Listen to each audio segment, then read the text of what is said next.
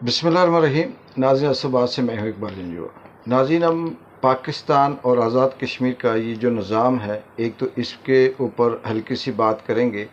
और दूसरा पाकिस्तान में जो इस किस्म की फस्ताई चल रही है वो किस तरफ जा रही है, उस पर बात करेंगे। सबसे पहले पाकिस्तान और आज़ाद कश्मीर में कोई भी निज़ाम है, क्योंकि यहाँ पे सेहत है, तालीम है, ज़िंदगी है, रोज़गार है, इंसाफ है, और पटवारियों का निज़ाम है, थाना कचहरी है, बेशुमार ऐसे सिस्टम है जो मिलकर एक ज़िंदगी को, इंसान की ज़िंदगी को आसान बनाते हैं। लेकिन बदकिस्मती से हम किसी भी निज़ाम के पत्थर को उठाते हैं तो उसके अंदर से एक गोरख धंधा निकलता है, और वो ऐसा गोरख धंधा होता है कि उसको सुलझाना, उसको समझाना मुश्किल ही नहीं बल्कि नामुमकिन है। बिल्कुल ऐसी है कि जैसे आप किसी रेस में या मोटरवे पर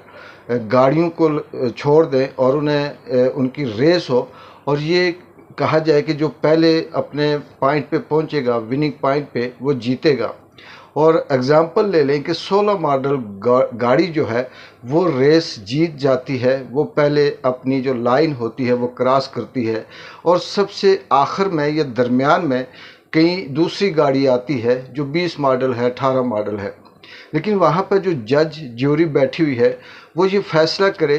कि जो गाड़ी जीती है वो 20 मॉडल है। अब यहाँ पर समझ नहीं आएगी कि ये कैसे हो सकता है, रेस तो 16 मॉडल गाड़ी ने जीती। तो वहाँ जो ज्यूरी है, जज है, जो फैसला साज हैं, वो ये कहेंगे कि नहीं, ऐसा नहीं है, असल में ये जो गाड़ी है इसका मॉडल नया है, लिहाजा इसको हम ये छूट देते हैं कि अगर ये 10 किलोमीटर पीछे भी थी 16 मॉडल गाड़ी से तो हम ये समझेंगे कि ये 10 किलोमीटर आगे है। क्यों आगे है जी? इसलिए कि ये लेटेस्ट मॉडल है। और इस निज़ाम पे आप क्या बहस कर सकते हैं? वो कहेंगे इसके टायर ऐसे हैं, इसकी बॉडी ऐसी है, इसका ये है, ये देर पा चलेगी।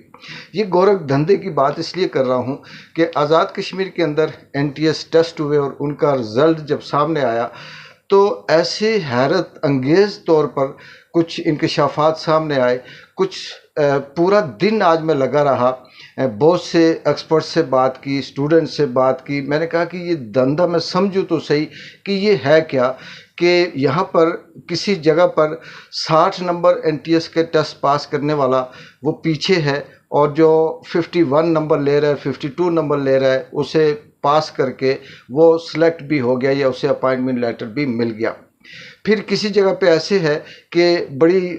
कल से प्रेस कॉन्फ्रेंस भी चल रही है, कुछ ख़वातीन हैं जिन्होंने 85 नंबर लिए और बकौल उसके कि उनको 35 या 40 नंबर पर रख दिया गया। जब बात पता की कि क्या असल मामला है, ये गोरख धंधा क्या है, तो ये पता चला कि इसके अंदर NTS टेस्ट के पास करने के बाद, NTS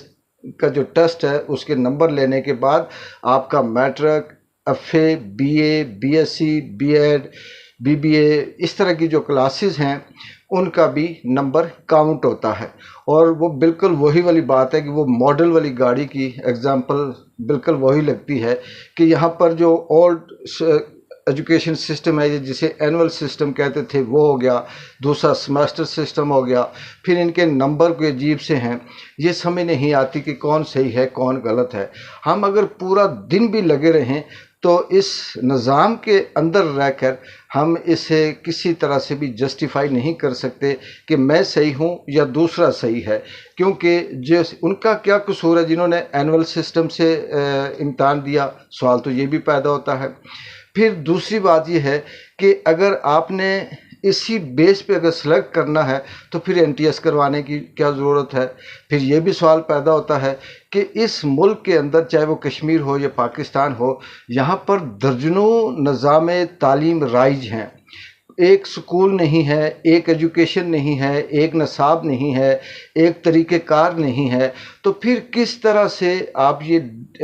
डिफ़ाइन कर सकते हैं, फिर किस तरह से इस नतीजे पे पहुंच सकते हैं کہ یہ والا جو اسٹوڈنٹ ہے یہ جو کلاس ہے یہ صحیح ہے اور یہ کلاس صحیح نہیں ہے۔ یہ تو این ٹی ایس تب ہو کہ تمام پورے ملک کے اندر ایک ہی تعلیمی نظام رائج ہو اور پھر جو میتھڈ آف ٹیچنگ ہے وہ بھی ایک ہی ہو، اور اس سے یہ آسانی سے کہا جا سکتا ہے کہ ہاں جو اسکول آف تھاٹ ہے اس معاشرے کے اندر وہ سب کا سیم ہے، اور اس پہ ہم جج کر سکتے ہیں کہ کون لائق ہے کون نالائق ہے۔ لیکن اس معاشرے میں جس میں ہر 10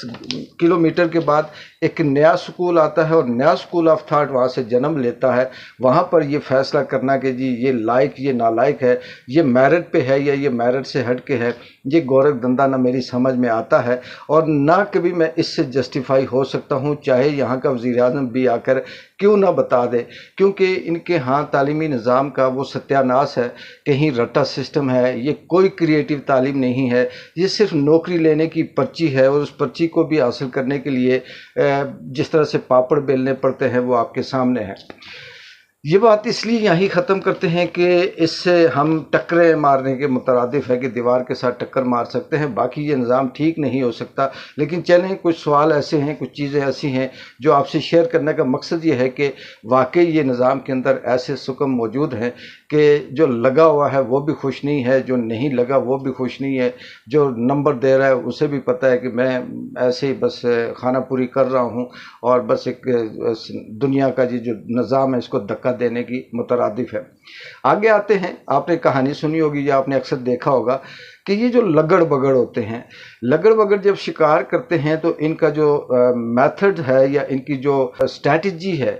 وہ اسٹریٹجی یہ ہے کہ یہ پہلے جانور کے پیچھے بھاگتے ہیں، جانور کو بھگاتے ہیں، اور اتنا بھگاتے ہیں کہ یہ جانور جب تھک جاتا ہے تو پھر اس کے بعد اس کا یہ شکار کرتے ہیں۔ لیکن اکثر ایسے ہوتا ہے کہ یہ جو لگڑ بگڑ ہیں ان کی جو تنظیم ہوتی ہے، یہ سٹیپ بائی سٹیپ جب جانور کو بھگاتے ہیں، لیکن بعد دفعہ ایسے بھی ہوتا ہے کہ یہ خود بھی کسی ایک مقام پر پہنچ کر تھک جاتے ہیں، اور پھر یہ جس شکار کے لیے بھاگ رہے ہوتے ہیں وہ بھی تھکتا ہے، اور یا پھر ایسے ہوتا ہے کہ وہ شکار ان سے بہت آگے نکل جاتا ہے، وہ تھکتا نہیں ہے، یہ تھک جاتے ہیں اور یہ بیٹھ جاتے ہیں۔ پاکستان کے اندر اس وقت جو سیاسی ڈرامہ چل رہا ہے، جو سیاست کی کھیل چل رہی ہے، وہ بھی بالکل ایسے ہی ہے۔ پوری ریاست کا نظام مل کر عمران خان کو تھکانے کی کوشش کر رہا ہے، اور پچھلے کئی سالوں سے مسلسل اس کے اوپر طاقتیں، الزامات، ایف آئی آر بے شمار کچھ کر کے، لیکن عمران خان تھکا نہیں،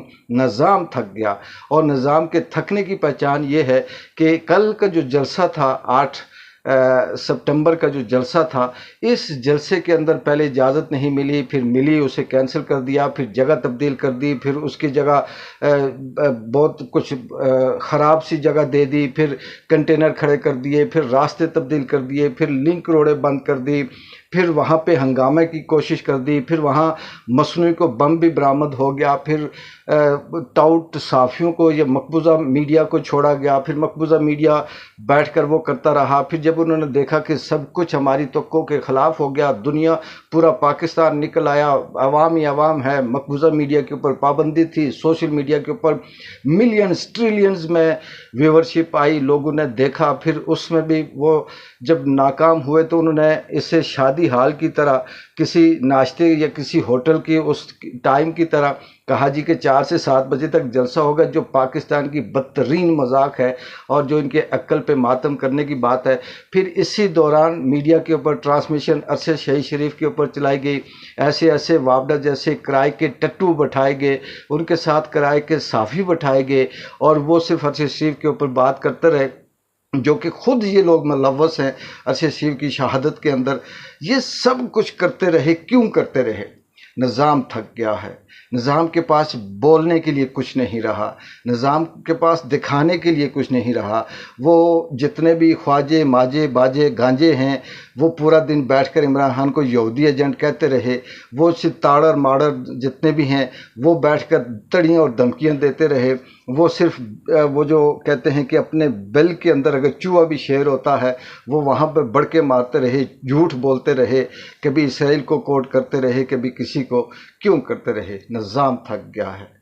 बेबस हो गए हैं, इनके पास लफ्ज़ ख़त्म हो गए, इनके पास सोच ख़त्म हो गई, इनके पास नैरेटिव ख़त्म हो गया, इनके पास तरीक़ेकार ख़त्म हो गया, इनके पास जुल्म करने के तरीके ख़त्म हो गए। अब ये फिर इसी तरह से ऊँगियाँ बूँगियाँ मारकर इमरान खान को कहीं ना कहीं थकाने की कोशिश कर रहे हैं। ना वो मेंटली थकता है, ना जिस्मानी थकता है। बात वही है कि ये ज़मीनी खुदा हैं, और ज़मीनी खुदा जब असल खुदा से टक्कर लेंगे, और असल खुदाई की पहचान उसकी सच्चाई है, उसका निज़ाम है, उसकी कुदरत है, और वो अपनी हकीकत से कभी पीछे नहीं हटता। जब हकीकत से आप टक्कर लेंगे तो उसका अंजाम आपका सर फटेगा, उसका अंजाम आप थकेंगे, उसके अंजाम में आप बेबस बूंगियाँ मारेंगे, ईमान से जाएंगे, आप अपने ज़मीर से जाएंगे। फिर आप यहाँ बैठकर सिर्फ़ और सिर्फ अपनी ज़बान बेचेंगे, कलम बेचेंगे, शऊर बेचेंगे। और ये असल निज़ाम था।